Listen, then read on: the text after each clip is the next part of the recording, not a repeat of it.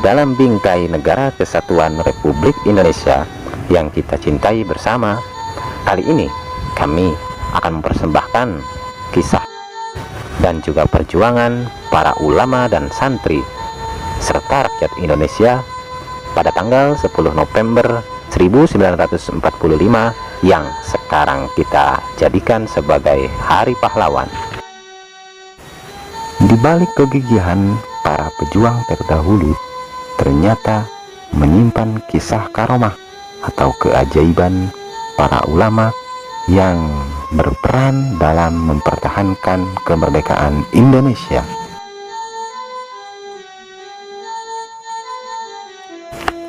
Tanggal 10 November yang sekarang kita peringati sebagai Hari Pahlawan ternyata menyimpan kisah heroik yang luar biasa dan di luar nalar.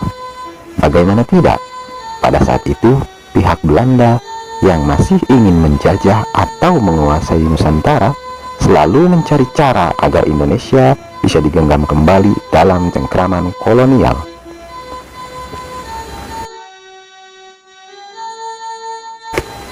Proklamasi kemerdekaan pada tanggal 17 Agustus tahun 1945 sifatnya adalah mewawarkan kepada dunia atas kemerdekaan negara Republik Indonesia. Akan tetapi itu tidak terlalu dianggap oleh pihak penjajah. Singkat cerita, Belanda akhirnya datang kembali ke Nusantara dengan membonceng sekutu, yaitu Inggris.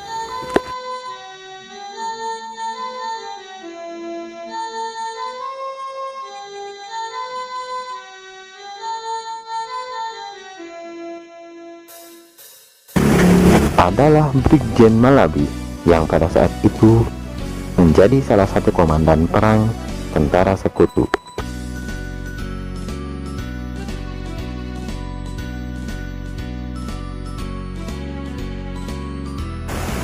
Para kiai dari Perhimpunan Nahdlatul Ulama mengadakan pertemuan pada tanggal 21 dan tanggal 22 Oktober tahun 1945 di Bubutan, Surabaya.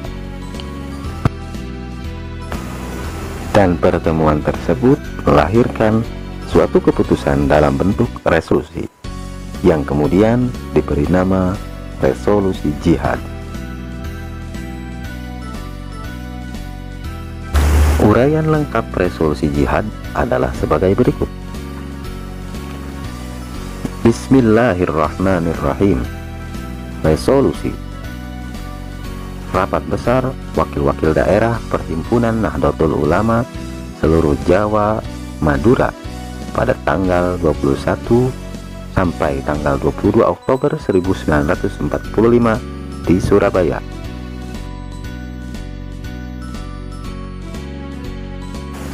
Mendengar bahwa di tiap-tiap daerah di seluruh Jawa Madura ternyata betapa besarnya hasrat umat Islam dan alim ulama di tempatnya masing-masing untuk mempertahankan dan menegakkan agama, kedaulatan negara kesatuan Republik Indonesia merdeka.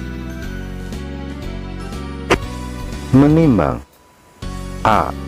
Bahwa untuk mempertahankan dan menegakkan negara Republik Indonesia menurut hukum agama Islam termasuk sebagai kewajiban bagi tiap-tiap orang Islam.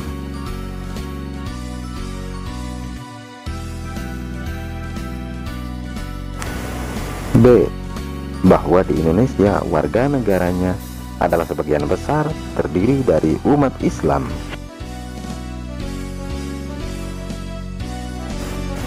Mengingat A. Bahwa oleh pihak Belanda dan Jepang yang datang dan berada di sini telah banyak sekali dijalankan kejahatan dan kekejaman yang mengganggu ketentraman umum.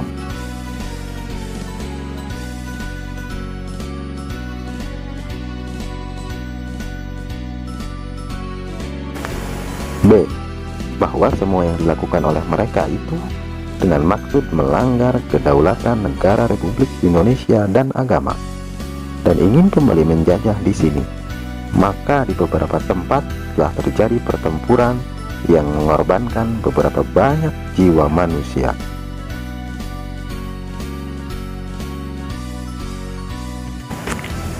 C. Bahwa pertempuran-pertempuran itu sebagian besar dilakukan oleh umat Islam yang merasa wajib menurut agamanya untuk mempertahankan kemerdekaan negara dan agamanya.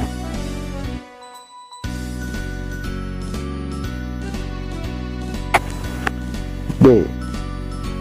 Bahwa di dalam menghadapi sekalian kejadian-kejadian itu perlu mendapat perintah dan tuntunan yang nyata dari pemerintah Republik Indonesia yang sesuai dengan kejadian-kejadian tersebut.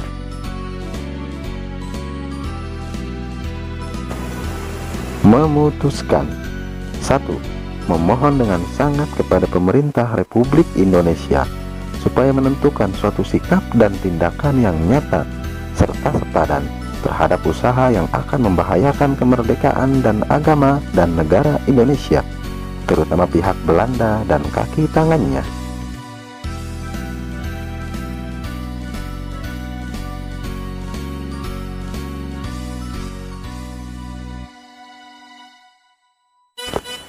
Dua, supaya memerintahkan melanjutkan perjuangan bersifat sabilillah untuk tegaknya negara Republik Indonesia dan agama Islam. Surabaya, 22 Oktober 1945. Hasil keputusan bersama Nahdlatul Ulama.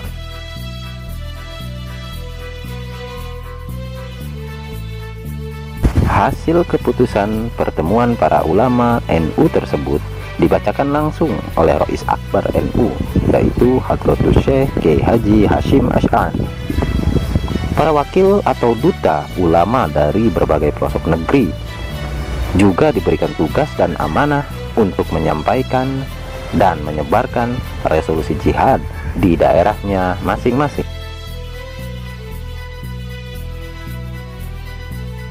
Strategi ini akhirnya berbuah manis. Berbondong-bondong umat Islam tergerak dengan semangat jihad yang dikumandangkan oleh Hadratus Syekh. Sebelum tanggal 10 November, banyak terjadi perlawanan rakyat Indonesia terhadap pihak Belanda dan sekutu.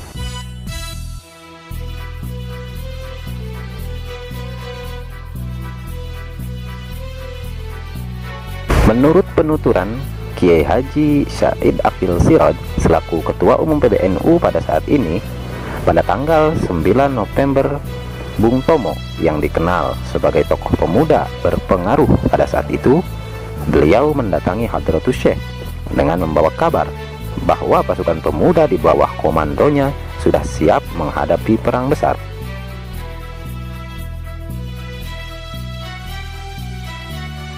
Kan tetapi Kiai Hasyim Asy'ari merespon Bung Tomo dengan ucapan, "Tunggulah sampai besok," yaitu tanggal 10 November.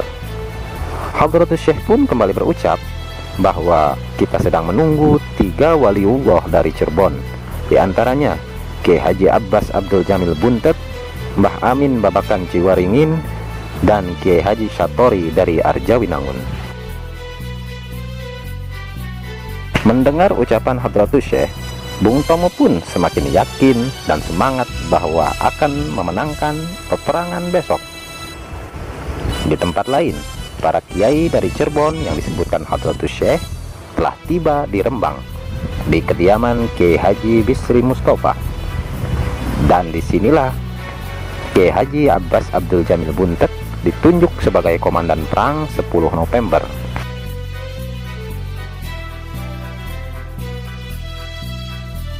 Keesokan harinya, karomah waliullah ditampakkan oleh Allah Subhanahu wa Ta'ala. Tercetuslah perang besar yang dimaksud.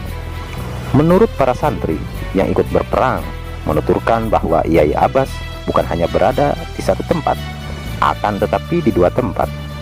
Kiai Abbas berada di pusat kota dan satu lagi berada di pesisir pantai Surabaya. Di pesisir itulah karomah Kiai Abbas disaksikan oleh para pasukan dan santri yang ikut berperang. Puluhan pesawat tempur milik sekutu dihancurkan dengan mengibaskan sorban milik Kiai Abbas. Bahkan menurut para santri, Kiai Abbas berperang dengan menggunakan sandal bakyak, sandal yang terbuat dari kayu.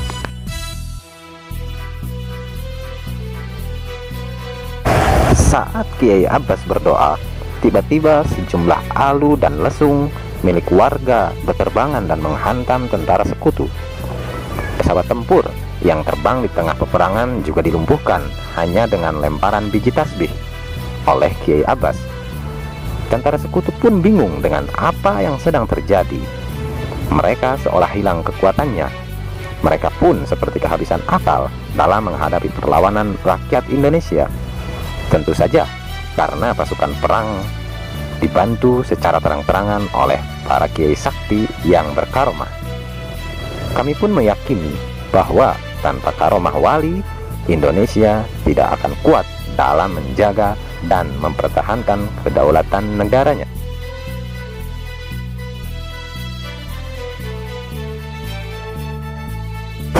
Telah disebutkan dalam resolusi jihad bahwa agama dan negara harus dijaga bersama dan menjadi tanggung jawab seluruh anak bangsa.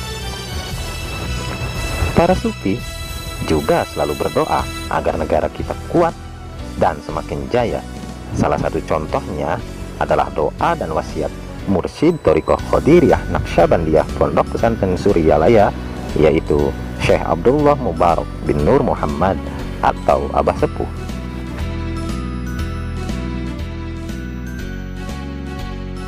Beliau menggoreskan tinta emasnya dalam bentuk tanbih yang di dalamnya berisi wasiat dan doa. Petikan dari tanbih yang berkaitan dengan negara salah satunya adalah,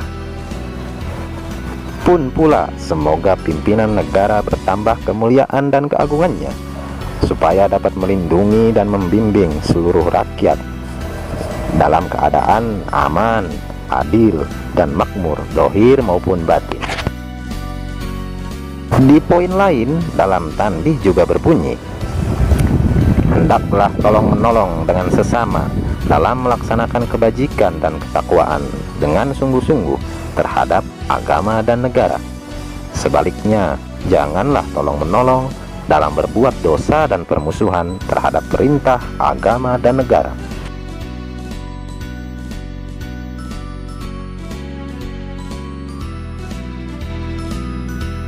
Masih ada beberapa poin lain dalam tanbih yang berkaitan dengan agama dan negara.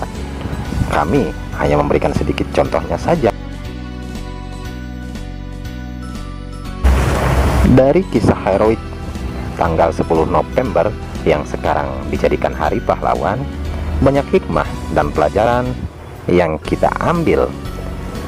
Di antaranya bahwa negara kita tidak akan kuat tanpa peranan ulama di dalamnya. Selanjutnya, juga pelajaran bagi kita semua bahwa dalam menjaga kedaulatan negara harus saling bahu-membahu antara tokoh nasionalis dan juga tokoh religius. Dan tak lupa, persatuan dan kesatuan rakyat juga memiliki peranan penting dalam menjaga tanah air tercinta.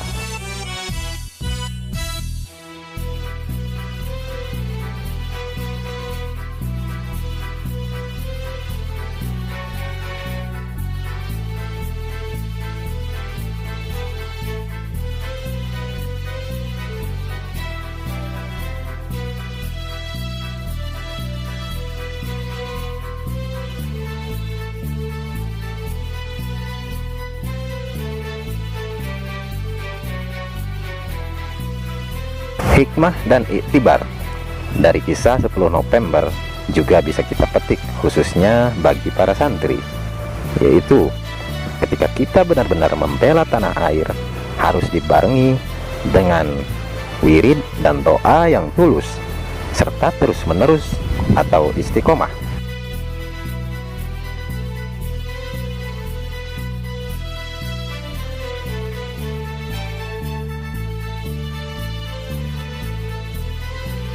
Hanya para sufi yang hatinya bersih dari sifat-sifat tercela. Beliau para waliullah ketika munajat dan mohon pertolongan seringkali serta-merta dikabulkan. Mungkin itulah yang dinamakan karomah, tak masuk akal dan di luar nalar. Keajaiban atau karomah Kiai Abbas Abdul Jamil Buntet menjadi contoh buat kita semua bahwa ketika karomah wali berbicara, sorban dan tasbih pun dijadikan senjata untuk melawan musuh agama dan negara.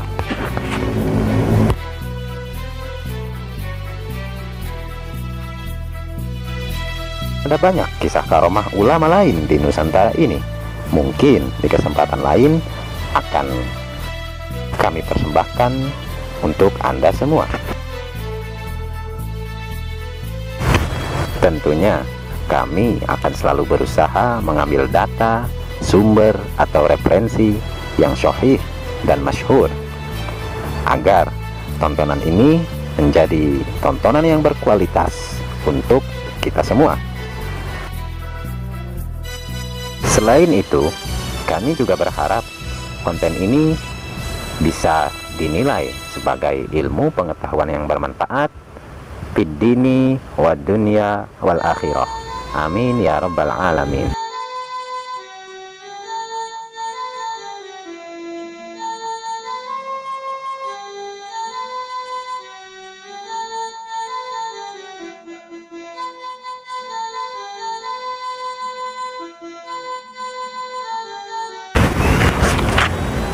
Mungkin cukup sekian ulasan singkat tentang kisah perjuangan para ulama terdahulu, khususnya pada tanggal 10 November.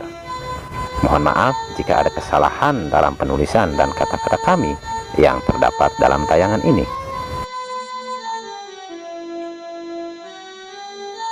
Bangkitlah bangsaku, jayalah negeriku. Wallahu a'lam bishawab. Wassalamualaikum warahmatullahi wabarakatuh.